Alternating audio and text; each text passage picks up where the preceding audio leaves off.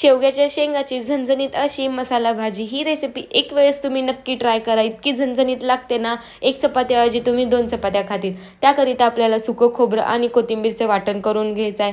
त्यानंतर आपल्याला शेवग्याच्या शेंगा अशा प्रकारे कट करून त्याला पाण्यामध्ये उकळण्यासाठी टाकायचं आहे. त्यामध्ये थोडंसं मीठ आणि हळद टाकून त्यानंतर शेंगा शिजल्या की मग आपल्याला कढईमध्ये थोडंसं तेल घेऊन त्यामध्ये जिरे, मोहरे आणि बारीक कट केलेला कांदा टाकायचा आहे. त्यानंतर थोडंसं कढीपत्ताही टाकायचा आहे. आपल्याला कढीपत्ता टाकला की मग त्यामध्ये आपल्याला अद्रक, लसूण आणि कोथिंबीरची पेस्ट टाकायची आहे. तीही 2 सेकंद आपल्याला परतून घ्यायची आहे.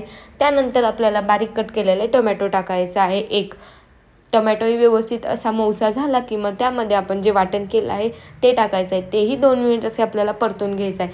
त्यानंतर थोडंसं पाणी टाकून आपल्याला त्यामध्ये सर्व सुके मसाले टाकायचे आहेत. इथे मी धनिया पावडर टाकली आहे, एक कांदा लसूण मसाला थोडासा टाकला आहे, हळद आणि लाल तिखट टाकायचे आहे. त्यानंतर आपण जे शेंगा शिजवून घेतल्या आहेत ना ते टाकायचं आणि त्याचंच पाणी आपल्याला थोडंसं यामध्ये टाकायचं आहे. व्यवस्थित असे त्याला मिक्स करून त्यामध्ये आपल्याला चवीनुसार मीठ टाकायचं आणि प्लेट झाकून आपल्याला 2 मिनिट असे त्याला वाफवून शिजवून घ्यायचं आहे. पहा, तयार आहे आपली झणझणीत अशी शेवग्याची भाजी.